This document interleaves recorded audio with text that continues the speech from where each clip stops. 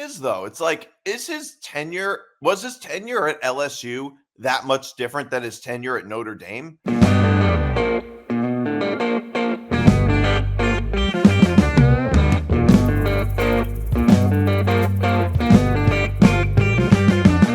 Hey, what's up, everybody? Welcome into another edition of Forever Power 5. I'm Nick DiMartino. That's Zain Bando. You can follow us across social media at FP5 ETB. You can follow me on Twitter at Nick DiMart, Zain at ZainBando99. You can watch all Empty to Bench shows on YouTube.com/ETB Network. And you can listen to Forever Power 5 wherever you get your podcasts. And this show is presented by Playback. Stay tuned for later in the show to find out more. Did I mention our Twitter? All right. Me on Twitter at Nick DiMart, Zain at ZainBando99, if I didn't say it. I'm losing my mind today. All right. It's all right. You did. Don't worry. Brian Kelly gets fired. Big story. I feel like head coaches getting fired this year is the biggest story. Oh, 100%. It has to be the biggest story is head coaches getting fired. And I think that there's a lot of questions to be asked about why. Brian Kelly, and I think the reason is because college football teams are just a little bit desperate.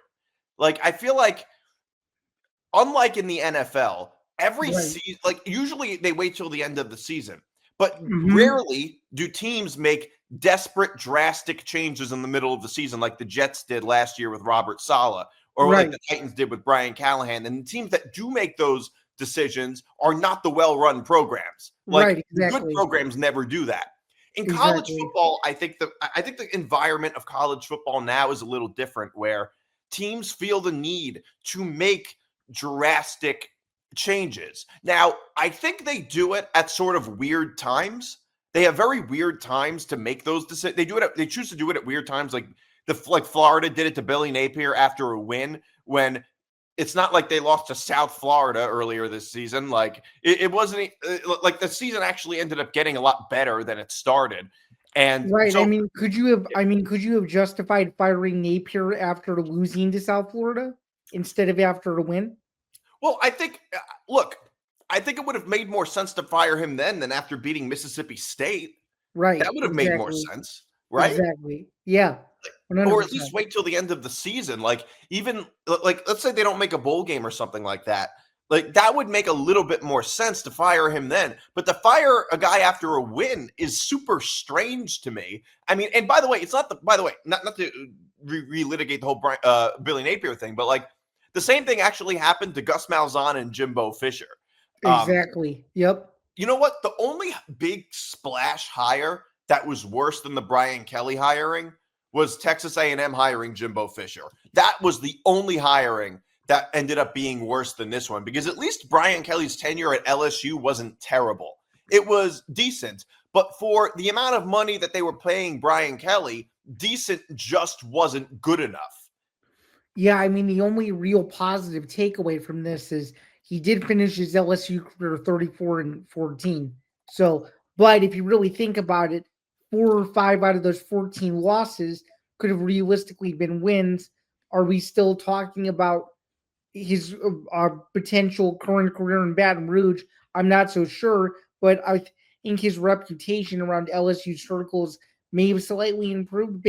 He's done his overall record, but overall, just the amount of baggage he came in with, and now all the stories that are coming out about him, you just knew that the tidal wave was coming, and sure enough, it was after a shellacking on Saturday night that they decided that he was no longer welcome there, and now they're going to have to move on. But I can tell you, and I'm sure you'll agree, he'll pick up another high-profile job within a year, and most of this stuff, as unfortunate as it sounds with how negative most of it is, a lot of this stuff, unfortunately, just given the nature of the business, is going to be swept under the rug. That's what I think. You think what's going to be swept under the rug? I just think all of his personal baggage that's now coming out about him, all the stuff that's being relived and stuff. So, but what are people saying though? Other than that, that's coming to light. Other than that, he's just not very well liked. Well, now former players are just coming out and saying that he just wasn't supportive of them, following their careers or during their careers, especially if you didn't play. You didn't play actively for him. The whole notion around him was that he just simply didn't care about you. So I don't know. Yeah, I don't know. Look, I don't know if that's true or not. Like, it's nothing like drastic. It's nothing. Nothing's coming out about him that is really just that bad. Like, like there's no allegations of him doing anything horrific or Well, what anything do you? like that. Well, I'm going to counter you and say, what do you think of the killing the kid allegations in Notre Dame? Well, he didn't purpose. Okay, yes, he didn't purposely kill the kid. I mean, he just what happened was now that is kind of his his responsibility, but he didn't purposely kill the kid. Well, what happened was he went up in sort of bad weather, Right. and that was under Brian Kelly's watch. I don't know exactly what the kid was doing. He was filming. Okay, yeah, Brian Kelly probably should have told him, all right, get down from there. It's not safe. But Right. other than that, I mean, which by the way is not like it is not a revelation. This has been around forever. And Brian Mhm. Kelly is not very well liked. He's not a likable guy. He has a personality that seems very sort of prickly. And you see it at times. You see it, it comes out a little bit in press conferences. But ultimately, the reason he was fired is because he just wasn't winning, or at least he No, he wasn't wasn't. winning enough. Well, he wasn't winning enough, and he wasn't living up to these lofty, high expectations of making the college football playoff every year and making a run, which he failed to do. It's as simple. It's as simple as that. They always underachieved every season. But the thing is, though, it's like, was his tenure at LSU that much different than his tenure at Notre Dame? No, It's I not like don't. his I just look. LSU has high expectations. Besides going to the national championship against Alabama, that's the only real difference. Yeah, exactly. And like the thing is that the thing with I just don't think he was a good fit at LSU, No, I and don't not think so because he has a either. fake Southern accent, but because And he wasn't, to me, I don't know if you agree with this. To me, he didn't feel like the rah-rah type guy that LSU was more than likely hoping for. And as you alluded to just a second ago, the fake Southern accent made it worse for sure. yeah, 100%. I mean that was just a very look. I think college coaches now are a little bit unlucky because we live in an age of social media where Right. everything like people see everything that happens and like Exactly. make fun of you for it. Like if Hmm. this was 30 years ago, there's probably a lot of college football coaches that would have been raked over the coals like Brian Kelly. But I'm just looking at Brian Kelly's uh I don't know, a different person. Okay, here it is. So here's Brian Kelly's record at LSU is 34-14. Brian Kelly's record at Notre Dame was 153 and 113. Not a slightly better winning percentage at Notre Dame than at LSU, and he went 5-5 in bowl games at Notre Dame in 12 years, and 3-0 in bowl games at LSU in 4 years. So in terms of like just in terms of bowl games, he was probably slightly better at LSU than at Notre Dame. So here's the thing: his tenure at Notre Dame and at his tenure at Notre Dame and at LSU weren't that much different, right? Like they weren't a whole No. lot different. And so I don't know what LSU would have expected from hiring Brian Kelly. I think it would have made sense if LSU was not the program that it is, which is they have ultra high expectations for their head coaches. If you're not excellent, you're getting fired. If they weren't like that, it would make more sense. That's why I think USC hiring Lincoln Riley made more sense. There is far less pressure at a program like USC than there is at a program like LSU. Right. Just given that before Lincoln Riley was hired, you have to go back to the Carroll years to even remotely think of USC as a national contender. And it's not like they were it's not like they were a full-blown powerhouse for several years before Riley got there versus LSU where that's always been the expectation. Yeah. And simply put, even as a guy who's as pro Big Ten as you could possibly get, LSU plays in a much more difficult conference than USC does, so therefore the expectations are going to be higher. And Kelly didn't meet them. It's as simple as that. Yeah, and also I think the other reason is, I mean, yeah, like when it comes to pressure at a program like USC and LSU, it just doesn't compare. I mean, in the Deep South, in the SEC, the expectations are just always ultra high. And there's a lot more pressure for it. And I think that's very much a product of the cultures in those two different places. The culture of LA versus the culture of, Baton Rouge, Louisiana. And it's like they don't have any professional teams in that town unless you count the Saints, which is in New Orleans, different city. Right. And that's all that's the only sport that they have in that city. Whereas USC, they have 2 NFL teams, 1.5 baseball teams. I don't know if you count the Angels or not, and 2 basketball teams. And it's just like USC is not even like a top 5 most important team in that city. No, So it isn't. And also, as you probably know, I mean, the games are off campus.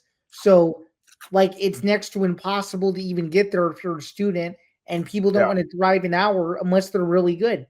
So, when you see the Rose Bowl half full or not even, there's a reason for that. Yeah. So, yeah. So I just think I also think Lincoln Riley has shown signs that he's a better coach than Brian Kelly. Like Lincoln Riley is one of the best offensive minds in college football. I mean, he helped develop how many Heisman winning quarterbacks or Heisman contenders throughout his tenure at Oklahoma.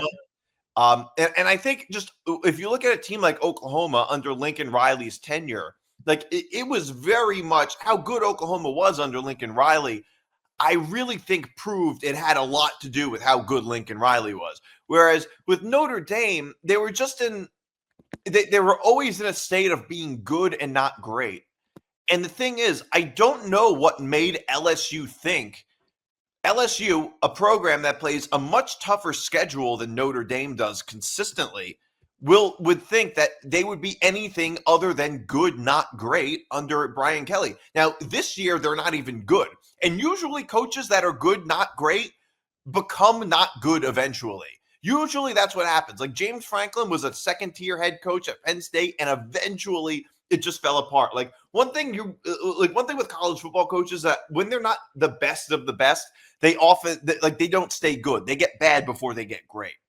And I just don't know what LSU was thinking, especially like you thought LSU was going to be great within 4 years, within just a couple of years under Brian Kelly. Like, I just don't know what else they expected. Like, this hiring was really just, it was a bad fit. Now, in terms of Florida, I think Florida is kind of a different thing, in a different situation.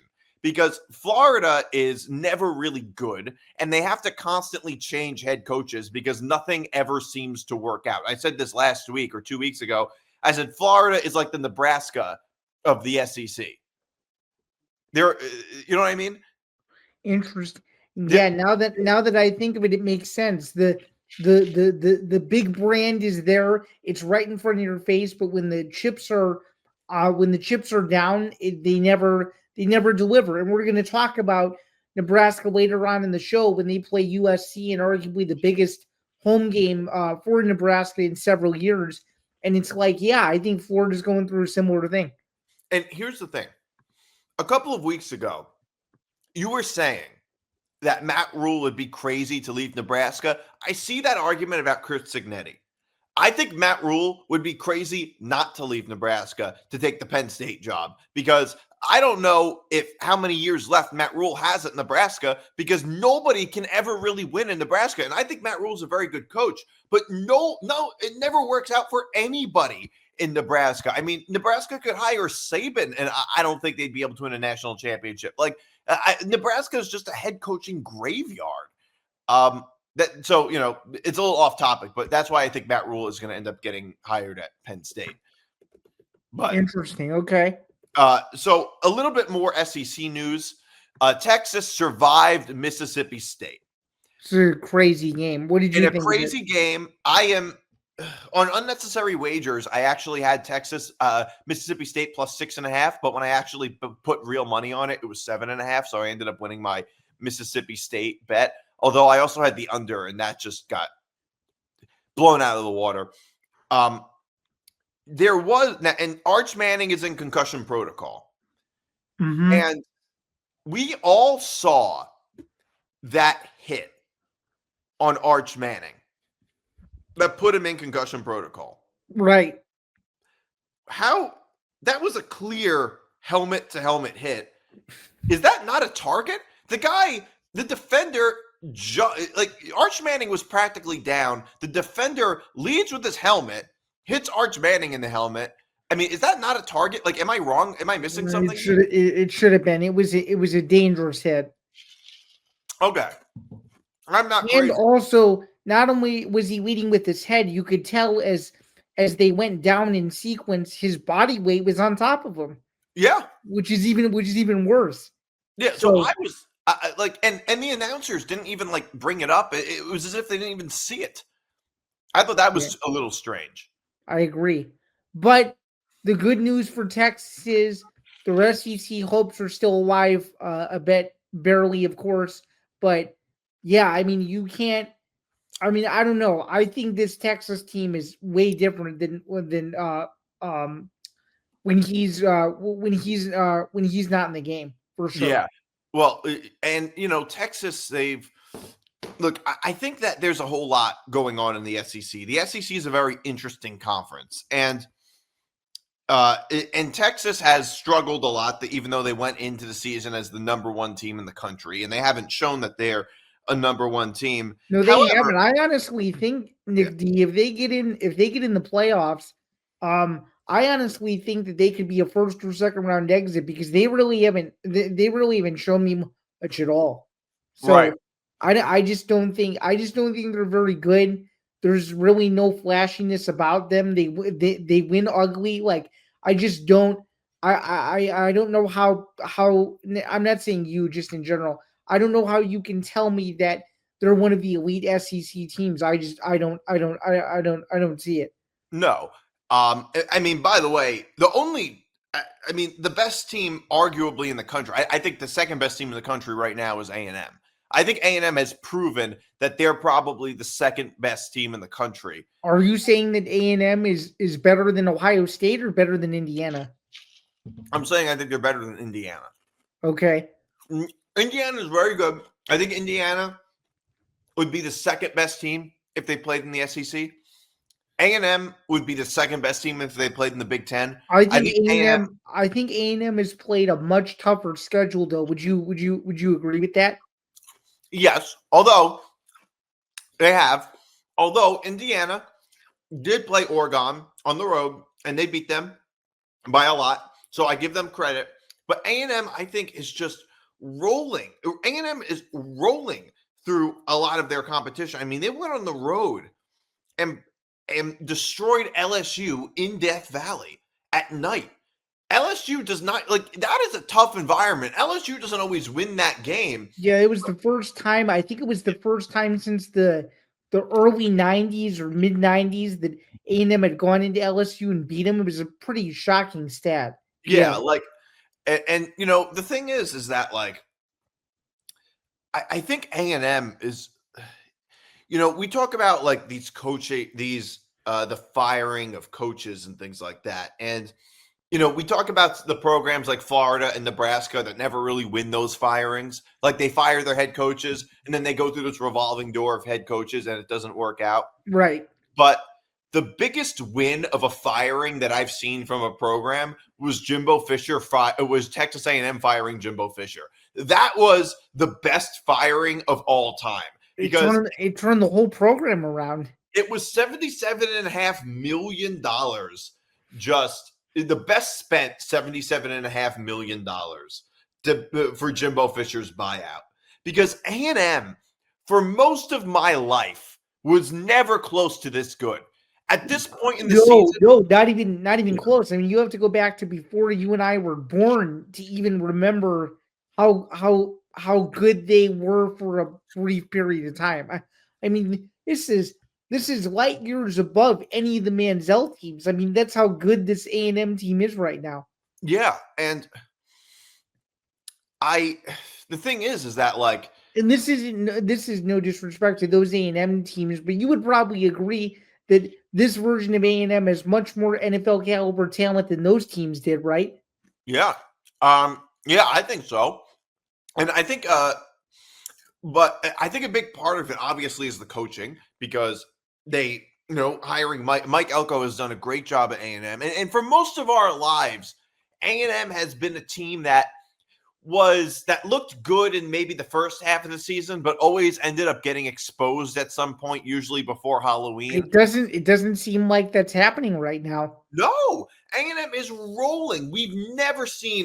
I've never in my life seen an A&M team this good. This is better than the Johnny Manziel A&M teams, which was probably the best team we've seen before the Mike Elko era. Oh, for sure. That's not even a question, I don't think. And I can guarantee you, if Manziel had stayed another year and not going to the draft when he did, they would have been light years better than what they were the year before. And Manziel even admits it a decade later. Yeah. So I don't know. And I think the SEC playoff picture is the most interesting, because outside of A&M, Alabama, they struggled against South Carolina, but they pulled off the win. And winning when you're not playing very well is a skill in and of itself. Well, I was going to say, after this week, I think most of the SEC playoff picture is going to be all but decided with a couple weeks to go, because I think you're going to see a couple of eliminations with some of the games we're going over later on in the episode. So yeah, and now that LSU season is totally dead, and Oklahoma looks a little bit exposed. I mean, Alabama, there's a good chance they're going to finish. There's almost no way Alabama doesn't go to the SEC championship game. And, even if they lose a game and Georgia wins out, well, they have the win against Georgia, so they have the tiebreaker. Right, exactly. And the only question I think is, well, the other question actually is Ole Miss. Mm-hmm. Ole Miss, there's a solid chance that Ole Miss will also win out, and then you have 3 one-loss teams. The thing is, Alabama never played Ole Miss, so the head-to-head will not. So I think you'd have to go off a strength of victory then. Whoever has the highest strength of victory percentage of those 3 teams more than likely goes then. Although I think the most likely scenario is that Alabama wins out and they just play A&M in the SEC championship game. I think that's the most likely scenario. And the thing with and the thing is, if you have now, Ole Miss has they're currently they currently have 1 loss. Texas has 3 losses, 2 of them in the SEC. If you have a 2-loss Ole Miss team and a 3-loss Texas A&M Texas team, let's say Texas wins out, which I don't think is going to happen. Okay. Well, I'm sorry. Texas has 2 losses. If Texas, I meant to say if Texas splits between Georgia and A&M, right? Say they win one of those games. Then you have a 2-loss Texas team, okay, a 2-loss Ole Miss team. If Ole Miss gets upset in one of those games, let's say they lose to, I don't know, South Carolina or Florida, Mississippi State, who probably not going to happen. Right. Well, but if you have a 3-loss Texas team and a 2-loss Ole Miss team, look, that's a real debate over who gets in. Because if you have a 2-loss Texas team, they have a win against either A&M or Georgia, both very, very good win, better than any of Ole Miss's win. Each wins. Their best win would be LSU or Oklahoma. Each of them have a win against Oklahoma, but then their next best win would be against LSU, and they would have at least 1 bad loss, just like Texas has 1 bad loss. I actually think Texas gets in ahead of Ole Miss in that scenario if Ole Miss loses a game, which, look, it doesn't look like it's very likely. They're 2-touchdown favorites against South Carolina. Then they play the Citadel, which they'll certainly win. But you never know. I mean, they do play Florida, and Florida is sometimes a little bit dangerous when they have nothing to play for other than a bowl game. So you never, in that scenario, let's say Ole Miss loses to Florida. Unlikely, but it could happen. Well, each of them happened before. Yeah, it's happened. It happened last year.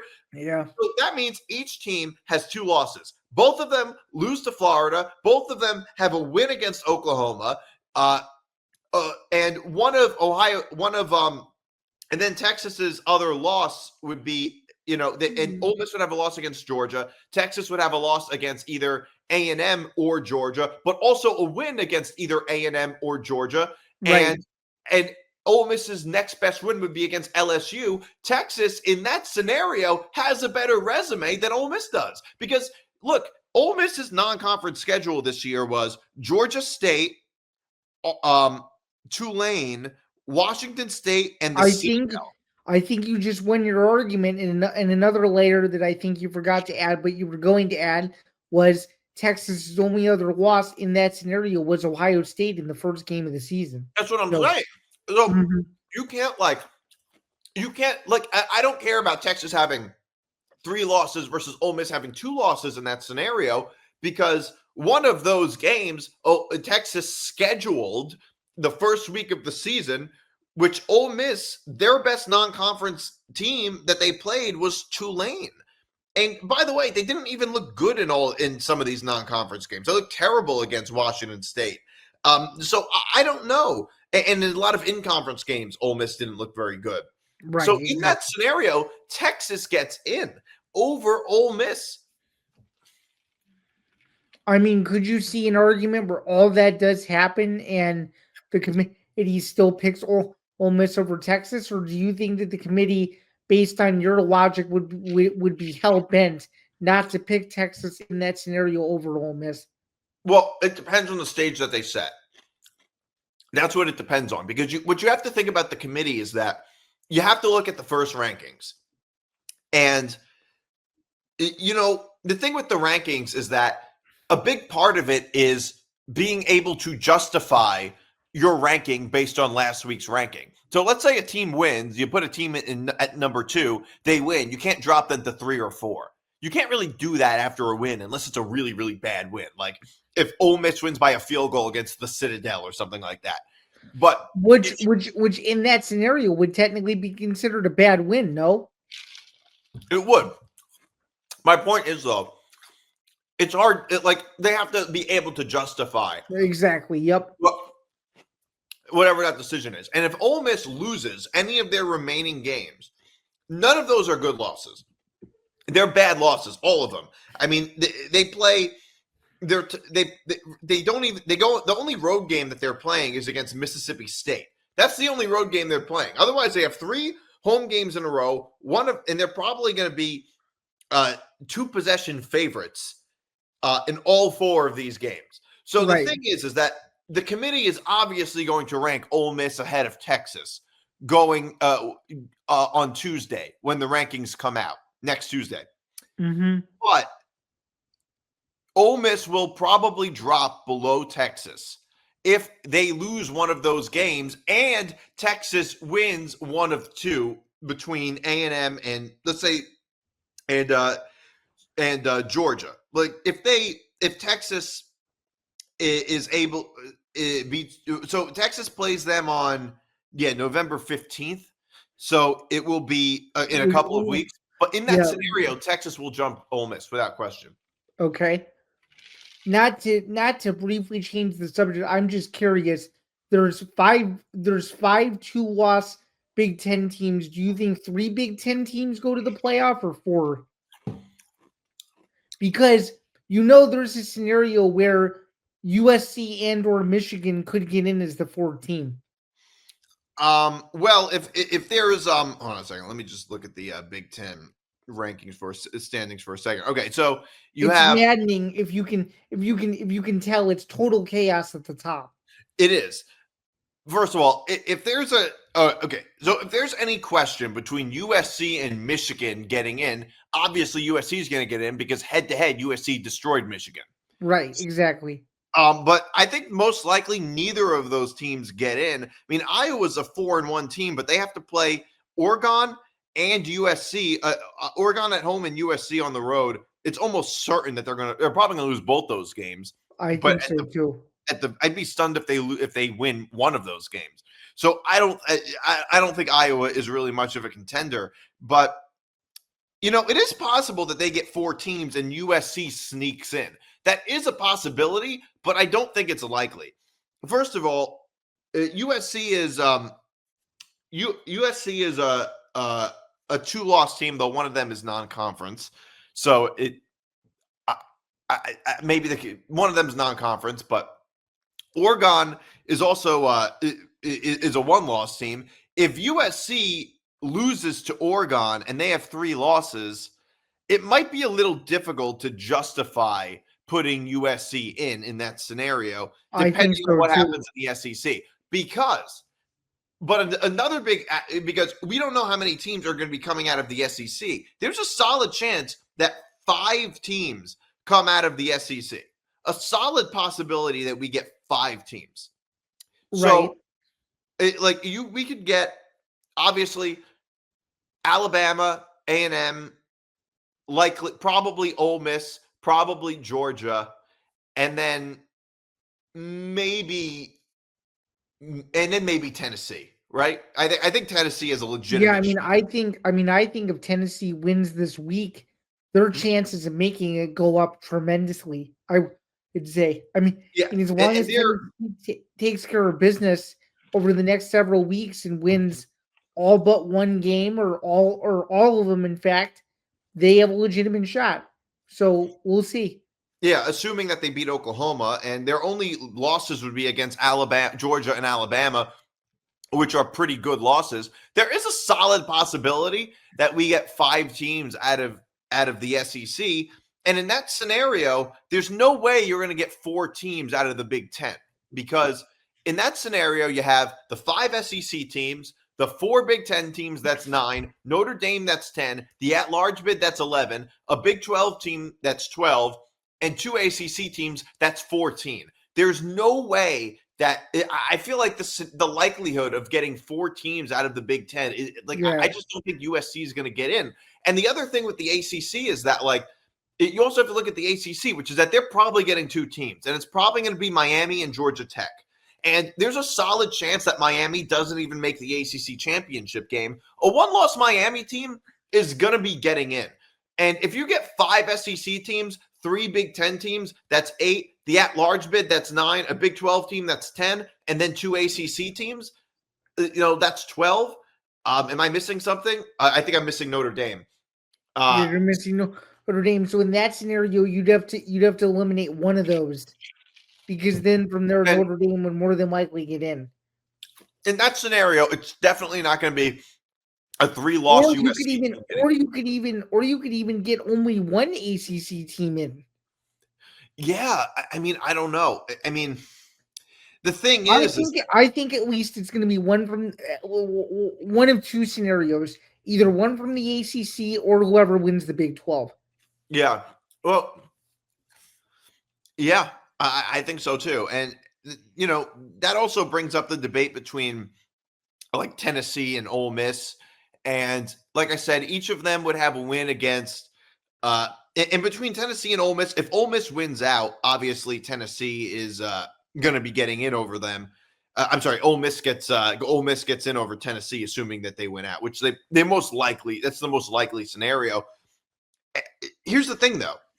If you have a 2-loss Tennessee team, okay, it's going to be a little difficult to justify leaving them out. But I think that might, out of the process of elimination, they might just have to do that, because I don't think the committee wants more than 4 teams from one conference going into the playoff. It's another reason I hate the whole conference quota thing, the automatic bids. I don't like automatic bids. I don't think winning your conference in any way means that you're a top 12 team. I don't think so either.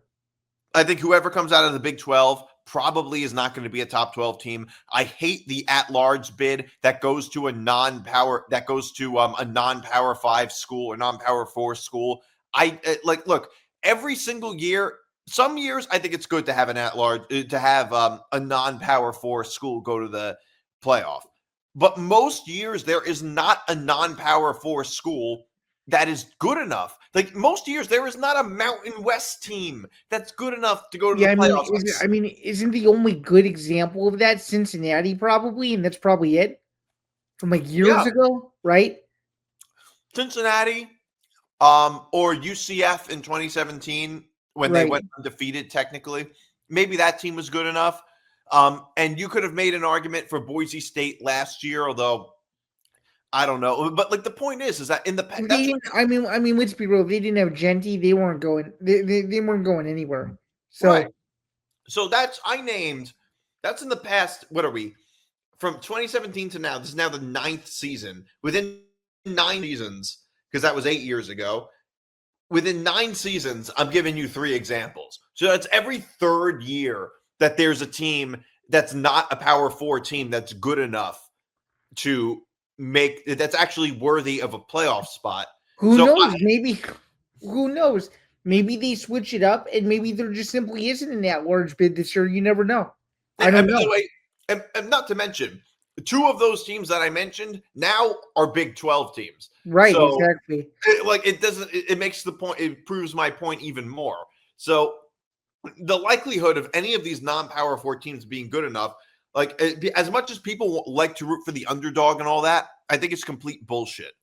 I think so too, because it's a, and I'm sure you'd agree to an extent, it's a free blowout for whoever plays them. Yeah. Game isn't even remotely competitive. Hey fans, Novig is here to change the way you play. Available in 35 states, including California, Texas, Florida, and New York, Novig is America's #1 sports prediction market, and it's 10 times more profitable than traditional sports books because there's no house edge. Instead, you're betting directly against other sports fans just like yourself. Novig is also the only free exchange, which means you keep every dollar you win, whether you're putting plays down on the NFL, the NBA, the NHL, Major League Baseball, college sports, or even UFC and tennis. Novig gives you the power to pick the best odds, or better yet, set your own. Sign up today with the code ETB Network, and you'll get 1,000 Novig coins plus $5 in Novig cash, and special bonus offers like spending $5 and getting $50 back. Novig, where fans play smarter. You must be 21 years or older to play. Please gamble responsibly. Gambling problem? Call 1-800-GAMBLER. Forever Power 5 is presented by Playback. Watching sports is more fun with others, but we spend too much of our time watching alone. Playback is a virtual space where communities can stream live sports together with everyone perfectly synced up. Creators can hop on stage, deliver their own play-by-play analysis and commentary, and invite viewers up for Q&A. Playback makes watching sports fully interactive and a social experience. From playing fantasy sports, repping your favorite players and teams, and watching the commentators and communities you care about. Win or lose, sports are best enjoyed together. Join our community by going to playback.tv/ETB network to find out more, including our live stream schedule. And now back to the show. So I do want to get into some picks.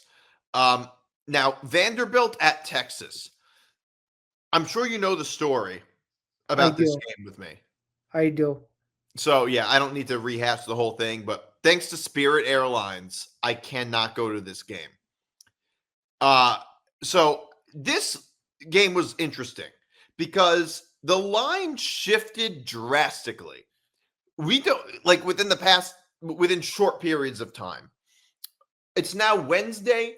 On Sunday night, the line was, I think, 3.5. And then by Monday, it went down to 1.5. And now it's at 2.5. And it seems to be staying around 2.5. Texas being favored. Okay. And here's the thing. If Arch Manning plays, I really, really like Texas here. I do too. For a few reasons. First of all, the public is really, really high on Vanderbilt. When the public is really big, and that's why I think the line went down 2 points in one day. because the public was so big on Vanderbilt. When the public is really, really big on one team, that's usually a bad sign. That's true. The other thing is that as much, and Vanderbilt's a good team. I think Vanderbilt's a good team, but I think they're a better story than they are a team, if that makes sense. I agree with that. They have a better cast of characters, if you will, than they do. Like, I'm not saying they don't have real athletes, because they do, but when you compare side by side, Texas and Vanderbilt, just in terms of strength for strength, skill for skill, will for will, it isn't even close. Right. So, like I said, they're a better story than they are a team. Now, trust me, if this game was at Vanderbilt, this line would be totally different. It would probably be exactly reversed. It would be Vanderbilt minus 2.5. Mm-hmm. And here's the thing. Vanderbilt's a good story. They are. However, do they really have any great wins? I mean, they did destroy South Carolina 31-7 on the road. However, Lenora Sellers ended up getting hurt in that game. And we also didn't know how bad South Carolina was about to be before that loss even happened. So, right. So Lenora Sellers he only threw 7 passes the entire game, and they played largely against South Carolina's backup quarterback. And so, I mean, they beat LSU at home, but I mean, now that we know how bad LSU is, it's not even that impressive of a win. And on the road, Vanderbilt lost to Alabama by 2 possessions. And now this is going to be their second toughest game. And they're doing it on the road. And you could argue they got really lucky this past week against Missouri, too. Absolutely. So, and Missouri is an okay team, but, they're not that good. Right.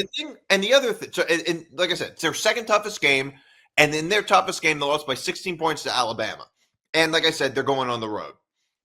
The other thing that you have to look at with Texas, which nobody is talking about when it comes to their struggles, is that Texas has not played a home game in the SEC this year. That's insane. They haven't played one home game. They've played one neutral site game. It's going to be November 1st by the time this fact is no longer true. Right. They played in the SEC. They played one home game.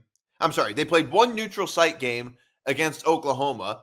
And everything else was a road game. The last time they played at home was against Sam Houston in week 4. That's absurd. It's now week 10. So I think a big part of the reason Texas is struggling as much as they are is because they're playing on the road. And if you look at all these other SEC teams, what do all of them, except maybe A&M, have in common? Oh, they struggle on the road a lot. So I think that I think that Texas is, people think they're struggling. I think there's a little bit of an illusion. I think Texas is struggling. People think Texas is struggling a little more than they really are, because I think they're just playing a lot of road games. And speaking of the Texas road narrative, they lost on the road in the first game of the season in a hostile environment in Columbus.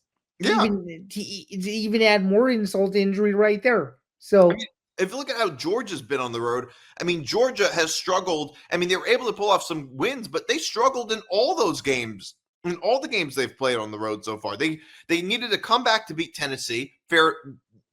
Tennessee's a good team, but they did struggle against Auburn, and they got a lot of help from the refs. And, they do that so Georgia has played 2 road games so far in the SEC. Texas has now played 4. So, I think there's just a little bit of an illusion going on with Texas and how much they're struggling. I think so too. That doesn't discount Vanderbilt from being a good team. I think it'll be a good game. I actually think this over-under is a little bit too low. I actually really like the over, and I think if Texas has Manning in there, I actually think they could hit the over by themselves. What do you think? I like the over in the game. Look, I don't know about Vanderbilt's defense, so that's a big part of it. Texas, though, and a lot of their games have been slugfest. But now that their offense is playing at home in Austin for the first time, in the conference this year, I think maybe it would. Like, look, we don't know. But, playing in college football, like, for offenses, playing on the road is so much harder. I mean, and we see it over and over again. So I really like Texas here. You said you like Texas and the over? Yeah, I do. I like Okay. both Texas in the over. You just strictly like Texas though, right? Yeah. Okay. Will is taking Vanderbilt plus 2.5 and the under, so the opposite of you. Okay. Here's another one. Georgia versus Florida, neutral site game. Georgia is giving 7.5. Florida, and the over-under is 50.5. You know how I feel about these games. I know. I love Florida here to cover the spread. I don't think they're going to win outright. I think Georgia probably wins by 6 or 7 points. And a 50.5-point spread, I think it's going to be over. I like Florida to cover, and I like the over. And the thing is that Florida, when they have nothing to play for, Plays really well. are It happens very all the time. dangerous. They're a dangerous team when they have nothing to play for other than a bowl game. Just like they've proven year after year. And I like Florida here to cover the spread. The other thing with Georgia is that they're like the Eagles of college football. Every game that they play is 2 separate games. And they typically struggle a lot. It's typically in the first half where they struggle a lot. Georgia does not just pummel teams like they used to. They struggle in these games. And I think they're going to struggle against Florida. I think they're going to win, probably. They're 7.5-point favorites, but I think they're going to struggle. And I think Florida covers the spread. And the other thing, like I said, in these games is that a lot of them end up being very high scoring. Not against Auburn, but a lot of these games with Georgia end up being very high scoring in these very close games for Georgia. So I actually like Florida plus the 7.5 and the over. I'm not touching the spread. I think it's too close for comfort, but I do love the over, and I do think it's going to be a fantastic finish. And I got to say, I'm jealous of anyone who's going to this game because it's going to be absolutely electric, as is nearly every Georgia Florida game every season. So it should be a fun one. Yeah, and Ole Miss is playing South Carolina. Ole Miss is giving 12.5. The over/under is 55.5. And I like. Nick D, who is Will taking Georgia, Florida? Florida. Sorry, and the over. He's taking Florida and the over. So same pick that I'm sorry if I didn't say. All right. You did not. So Ole Miss and South Carolina. I actually like South Carolina plus the 12.5, and I like the under. My prediction is that this is a 30-20 game. And here's the thing. My thing with Ole Miss is that they do score a lot of points, but they're not really good at breaking away from teams. And like if you look at how they played against a lot of like lesser competition, they're not really blowing these teams out. And I think that these SEC games are, you know what? I think that the bottom of the SEC can really kind of compete with the top of the SEC in a sense. And look, Ole Miss is a good team. Don't get me wrong. But I think that they're just not really good at breaking away from teams. So if you look at, I just want to pull this up. If you look at Ole Miss's games, they beat Washington. They beat Oklahoma on the road, very good win, but they didn't like destroy them or anything like that.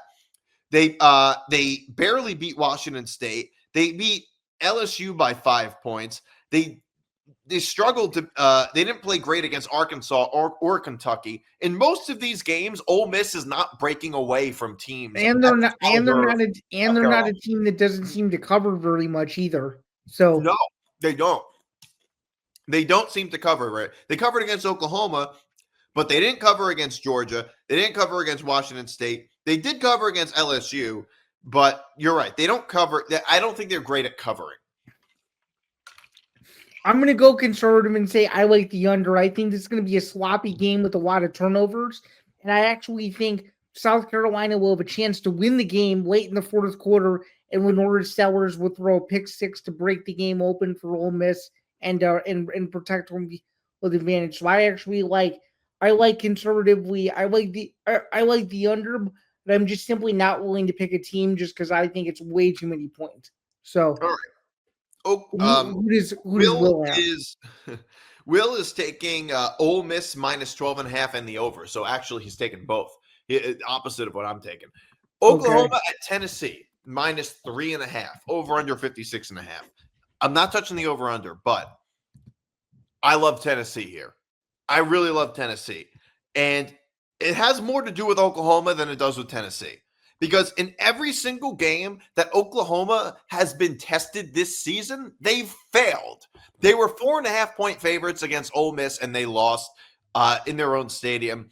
They got killed by Texas. I think that, and they got killed by Texas. They beat Auburn, but they didn't play very well. The point is, I don't think Oklahoma is that good of a team this year. And when they get tested, like they just don't look that good. And I don't know if the thing with John Mateer, they're very John Mateer reliant, and I don't know how to feel about Oklahoma post John Mateer's surgery. I like Tennessee here a lot. Tennessee can put up a lot of points. Their offense has looked great. They just went on the road and destroyed Kentucky. They did struggle against Arkansas, but I feel like everybody struggles against Arkansas. I just think Tennessee's a much better team. You like the over too, or are you not touching it? I'm not touching it because I don't know how much Oklahoma's going to score. That's the problem. Like, I don't think Tennessee can cover the over by themselves. I feel like if Oklahoma has a slow offensive start, that scares me a little.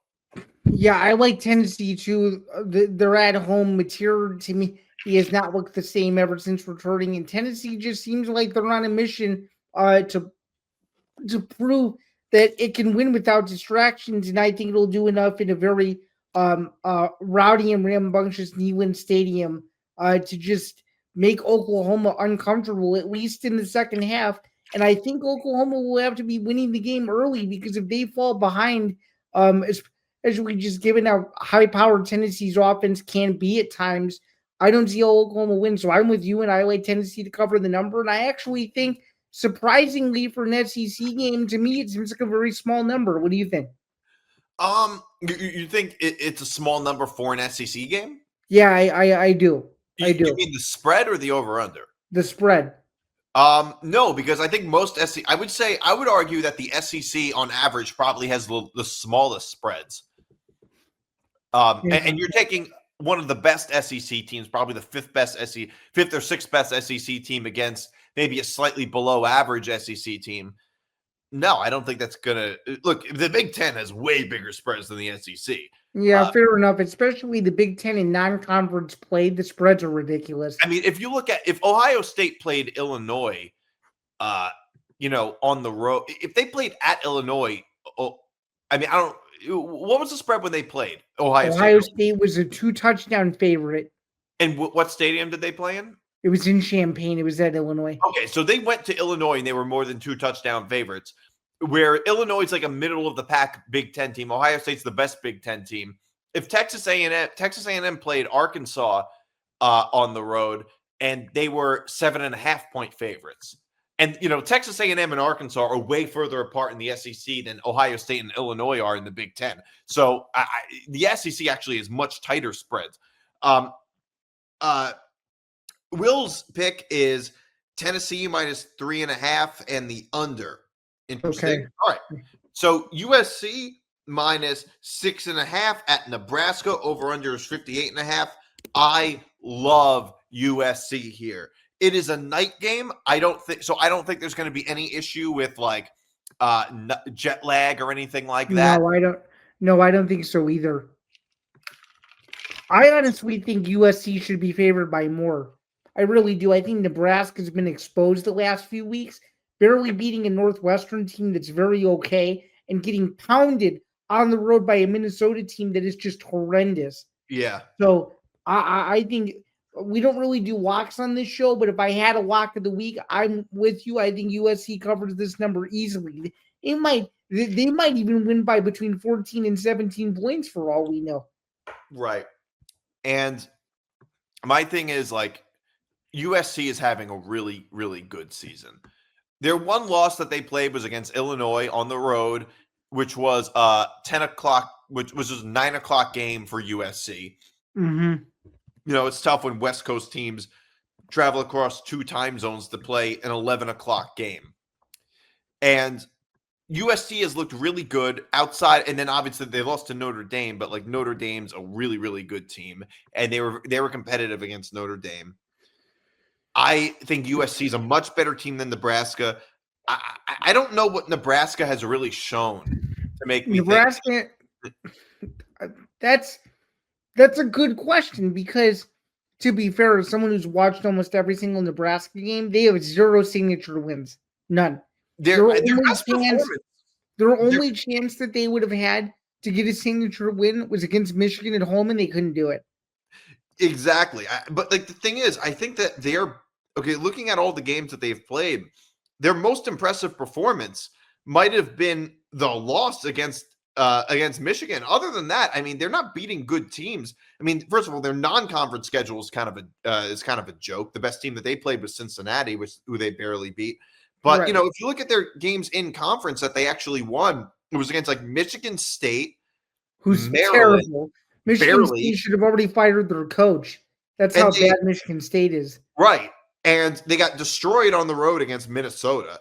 And they lost to they beat Northwestern at home. Not only did they beat Northwestern, it's because I watched this game. They were trailing twice in the second half, and it to still come back and beat them. That's how horrible the game was. Right. So yeah, I really like USC. So Will likes Nebraska plus 6.5 and the over. That's a terrible pick, but okay. I don't love it. I'm sorry. Right, I just think Nebraska isn't done enough. So UCF at Baylor minus 3.5. I like Baylor and the over. The reason I like Baylor and the over is because the thing with Baylor is that they don't slow games down. Every game with Baylor is a shootout, which has been like that forever. But this year, it seems like Baylor doesn't run the ball very effectively, and especially if they're playing from behind. Like, I really Baylor, they play in a very high powered offense. I think Baylor is going to cover the spread, and I like the over. Yeah, I like Baylor too. They're at home. UCF really just hasn't shown me enough. I mean, maybe this is the game where they come out and it's their signature win of the year. But to me, Baylor is a much more improved team. They're fun to watch. They pretty much play a clean game every week. I really like Baylor as well, and it's interesting to see that we're on the same wavelength. You like the over though too, right? Yeah. Okay. Yeah. All right. And Will says that he likes Baylor minus 3.5 and the under. Okay. North Carolina, finally, last game. UNC at Syracuse minus 2.5, over under 45.5. I love UNC here. I hate how much I love UNC. Syracuse is not a good team. This line is Vegas telling you that these teams are even. And you know what? I think UNC is going to get a big look. Maybe UNC is maybe they're getting a little better. I mean, they almost beat Virginia last week. Maybe UNC is going to make a little bit of a comeback. I think that Bill Belichick is going to get a couple of not so great wins towards the end of the season. I like UNC here.